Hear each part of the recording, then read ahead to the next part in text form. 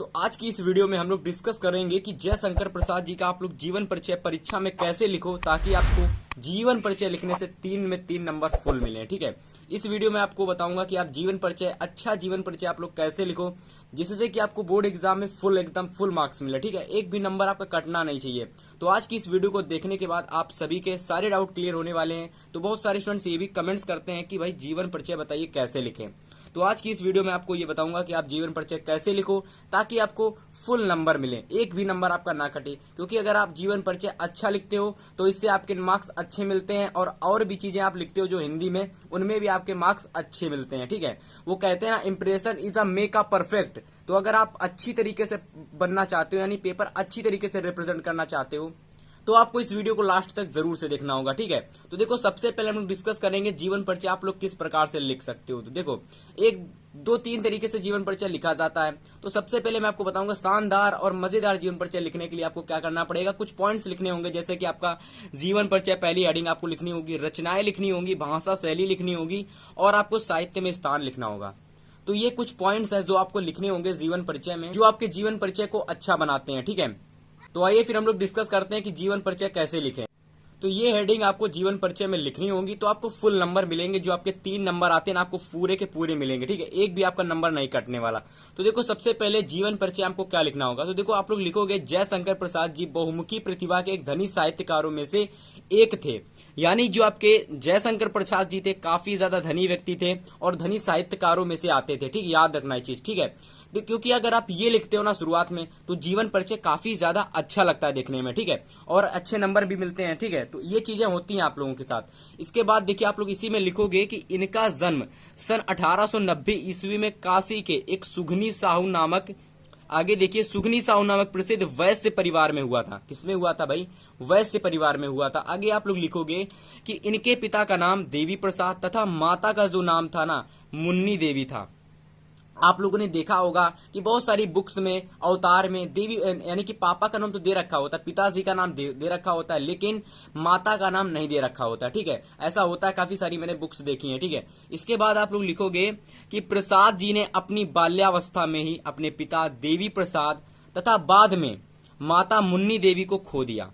कहने का मतलब मेरे बच्चों ये है कि इन्होंने सबसे पहले तो अपने पिता को खोया है, इसके बाद इन्होंने अपने माता को भी जो उनकी माता थी उनको भी खो दिया। तो इनके साथ काफी अच्छा नहीं हुआ, लेकिन इनके माता पिता जल्द ही इनसे अलविदा हो गए। ठीक है, लेकिन आगे इनका पालन पोषण इनके भाई करते हैं जिनका नाम होता है शंभू रतन। ठीक है, तो लिखा हुआ है कि प्रसाद जी की शिक्षा और उनका पालन पोषण उनके बड़े भाई शंभू रतन ने किया। यानी कि जो आगे की शिक्षा है और उनका पालन पोषण है उनके बड़े भाई किसने? शंभू रतन ने किया। इतना आपको समझ में आया। इसी में आप लोग आगे लिखोगे कि क्वींस कॉलेज में उनको नाम भी लिखाया, यानी उनका नाम भी भरवाया, उनका नाम लिखवाया, यानी उनका एडमिशन भी करवाया। लेकिन हुआ क्या? कॉलेज में मन ना लगने के कारण उन्होंने, किसने? जयशंकर प्रसाद जी ने अंग्रेजी और संस्कृत भाषा का जो अध्ययन था ना वो घर पर ही प्राप्त किया। यानी सेल्फ स्टडी इन्होंने की। सेल्फ स्टडी से आप लोग सेल्फ स्टडी कहते हो। इन्होंने संस्कृत और अंग्रेजी जैसी भाषा जो थी ना घर पर रखे, यानी स्वाध्याय से ही प्राप्त की। आप लोगों के लिए थोड़ा सा काम बहुत ज्यादा मेहनत का लगता है, लेकिन जयशंकर प्रसाद जी ने घर पर रहकर अंग्रेजी और संस्कृत भाषा का अध्ययन किया। काफी ज्यादा महान व्यक्ति थे आपके जयशंकर प्रसाद जी। आगे देखिए लिखा हुआ है प्रसाद जी जब काव्य रचना करने लगे, यानी जब प्रसाद जी बड़े हुए काव्य रचना करने लगे, उसी बीच जो उनके भाई थे ना शंभू रतन, उसी बीच उनके भाई शंभू रतन का क्या हो जाता है? निधन हो जाता है। यानी उनके जो बड़े भाई शंभू रतन थे ना उनका निधन हो जाता है। क्या होता है इसके बाद? निधन होने के बाद होता कुछ नहीं, जिससे कि उनके घर की शारीरिक स्थिति, जिसे हम लोग कहते हैं घर की समस्या, काफी बढ़ जाती है, यानी शारीरिक स्थिति खराब हो जाती है। आगे देखो लिखोगे आप लोग, साथ में उनका जो व्यापार होता है सारा नष्ट हो जाता है। इसकी और देखिएगा, व्यापार नष्ट होने से उनकी जो दुर्दशा होती है, यानी कि इस दुर्दशा को देखते हुए प्रसाद जी क्षय रोग से पीड़ित हो जाते हैं। यानी कि जो प्रसाद जी थे ना इस दुर्दशा को सह नहीं पाते हैं, उनके घर में खाने को नहीं बचता है, सारा का सारा जो उनका घर का स्थिति थी बिगड़ जाती है। तो इस कारण वो इस चीज को नहीं देख पाते, झेल नहीं पाते हैं। इसके चलते उनके एक रोग होता है क्षय रोग, जिसे हम लोग टीवी का रोग भी कहते हैं, जिसे हम लोग क्या कहते हैं? टीवी। वो रोग हो जाता है जिसके चलते ये क्या हो जाते हैं? बीमार पड़ जाते हैं। ये बीमार पड़ जाते हैं भाई। ये बीमार पड़ने से क्या होता है? मात्र अपनी 47 वर्ष की आयु में 15 नवंबर 1937 ईस्वी को ये भारत से या फिर कह सकते हो संसार से अलविदा कह देते। तो इसमें यही लिखा हुआ है कि मात्र 47 वर्ष की आयु में 15 नवंबर 1937 ईस्वी को संसार से अलविदा कह देते हैं, यानी संसार को अलविदा कह देते हैं। तो देखो कुछ कठिन नहीं था। और मैं आपको एक बात बता दूं बच्चों, बहुत सारे स्टूडेंट्स ये भी सोच रहे होंगे कि जीवन परिचय कितने पन्ने का लिखें। तो मैं आपको एक बात बता दूं, अगर आप जीवन परिचय डिपेंड नहीं करता कितने पन्ने का लिखते हो आप लोग, लेकिन एक चीज जरूर डिपेंड करती है। अगर आप लोग छुटकू सा लिख कर आ जाते हो जीवन परिचय, यानी एक पन्ने का लिख कर आ जाते हो, कई लोग आधे पन्ने का लिख कर आ जाते हैं, तो आपको ये बिल्कुल नहीं करना है। आपको याद रखना है कॉपी जो आती है आपकी बोर्ड एग्जाम में, कम से कम आपको 1 से 1.5 पन्ने का जीवन परिचय करना है आपको, ठीक है। 1 से 1.5 पन्ने का जीवन परिचय करोगे, पूरे के पूरे नंबर मिलेंगे। साथ ही साथ अगर आप 1 पेज का करोगे तो हो सकता है आपका नंबर कट भी जाए उसमें, ठीक है। आगे देखिए आप लोग लिखोगे रचना। तो देखो रचना क्या होती है, रचना वह चीज होती है जो लेखक और कवि लिखते हैं, ठीक है। तो देखो रचना में आप लोग लिखोगे सबसे पहले कि प्रसाद जी की प्रमुख रचना निम्नलिखित हैं, जिसमें से आप लोग लिखोगे सबसे पहले इनकी काव्य। काव्य में इन्होंने क्या लिखा, आंसू लिखी, झरना लिखी और कामायनी लिखी। तो आप लोग लिखोगे आंसू, झरना और कामायनी आदि इनकी प्रमुख रचनाएं हैं। आगे कहानी में आप लोग लिखोगे इंद्रजाल, आंधी, छाया आदि इनकी प्रमुख रचनाएं हैं। और उपन्यास में आप लोग लिखोगे तितली व कंकाल आदि इनके प्रमुख उपन्यास है। इसी प्रकार से आप लोग नाटक में भी लिख लोगे चंद्रगुप्त, स्कंदगुप्त और आजाद शत्रु इनके प्रमुख नाटक हैं। इसी प्रकार से आगे चलते हुए आप लोगों को लिखना होगा नेक्स्ट हेडिंग भाषा शैली, जो कि बहुत ज्यादा महत्वपूर्ण है। अब मैं आपको बता दूं जो भाषा शैली होती है, भाषा शैली इसमें होता क्या है, देखिए जो आपके लेखक होते हैं ना, सबसे पहले वो चीज लिखनी है जो उनकी मेन भाषा होती है। इसके बाद आपको लिखना है वह भाषा जो इन्होंने अपनी रचनाओं में यूज की हुई है, यानी वह रचना जो इन्होंने, यानी वह भाषा जो ये अपनी रचनाओं में प्रयोग करते हैं। तो देखो आप लोग कैसे लिखोगे, तो देखो लिखोगे प्रसाद जी की, आप अपने मन से भी लिख सकते हो, आप लोग बना के भी लिख सकते हो, लेकिन अच्छी तरीके से लिखिएगा, ठीक है। एग्जामिनर को लगना नहीं चाहिए कि इसने उल्टी सीधी भाषा लिखी हुई है, समझ में आना। तो आप लोग लिखोगे प्रसाद जी की भाषा भावपूर्ण तथा विचारात्मक भाषा है, यानी इनकी जो भाषा है एक भावपूर्ण है और साथ ही साथ विचारात्मक है और भावपूर्ण है, ठीक है।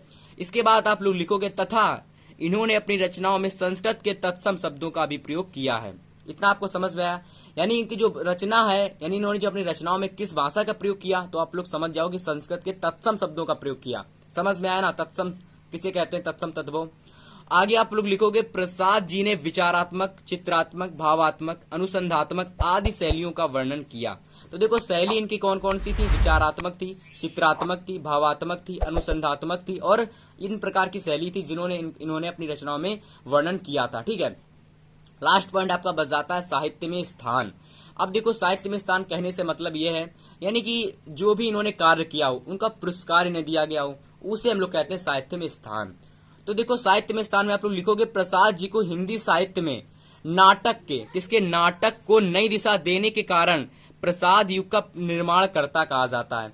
देखो ये जो प्रसाद जी थे ना, नाटक को इन्होंने आगे बढ़ाया, यानी कि क्या होता है, जैसे कि विराट कोहली हो गए आपके यहाँ पर, समझिएगा, जैसे कि आपके विराट हो गए, विराट साहब यानी क्रिकेटर विराट कोहली, अगर वो क्या करते किसी भी चीज का एड कर देते तो वह चीज फेमस हो जाती है। मान लेते हैं उन्होंने किसी भी चीज का, अभी जस्ट एक ईयरफोन आया बोट, तो सबसे पहले उनका जो विराट कोहली थे उन्होंने इसका प्रचार किया था। जैसे ही उसका प्रचार किया तो बोट इतनी जल्दी बिकने लगा मार्केट में, आप सोच भी नहीं सकते हो। तो उसी प्रकार से प्रसाद जी ने भी नाटक को एक नई दिशा दी। नाटक जैसे इन्होंने लिखना शुरू किया तो क्या हुआ, नाटक बिल्कुल ट्रेंड में आ गए। उस प्रकार से हम कह सकते हैं प्रसाद जी ने एक नाटक को नई दिशा दी थी, इसीलिए इन्हें प्रसाद युग का प्रवर्तक नहीं निर्माणकर्ता कहा जाता है, तथा छायावादी का इन्हें प्रवर्तक कहा जाता है। तो ये है इनका साहित्य में स्थान जो आपको लिखना है, जिससे आपको फुल नंबर मिलेंगे, ठीक है। तो इस प्रकार से बच्चों आप लोग लिख सकते हो जीवन परिचय, जो कि बहुत ही शानदार लगेगा। इस प्रकार का अगर आप जीवन परिचय लिखते हो ना परीक्षा में तो बहुत ही अच्छा लगता है और आपको पूरे के पूरे चांसेस रहेंगे फुल नंबर मिलने के, ठीक है। तो अगर आपको ये वीडियो पसंद आई तो वीडियो को लाइक करना। अगर आप अभी तक टेलीग्राम चैनल पर नहीं जुड़े हो, टेलीग्राम पर चैनल पर जुड़ जाओ। सारी की सारी नोट्स, पीडीएफ, जितने इंपॉर्टेंट क्वेश्चन सब आपको प्रोवाइड किए जाएंगे। 2023 बोर्ड एग्जाम से रिलेटेड जितने इंपॉर्टेंट क्वेश्चन होंगे, जितनी सब्जेक्ट की प्रिपरेशन होगी, सारी की सारी पीडीएफ नोट्स सब आपको टेलीग्राम पर दिया जाएगा। और जितने बच्चे नए हो चैनल पर जुड़ जाएं, 2023 बोर्ड एग्जाम की तैयारी बहुत अच्छी तरीके से मैं आपको कराने वाला हूं। ओके स्टूडेंट्स, चलिए।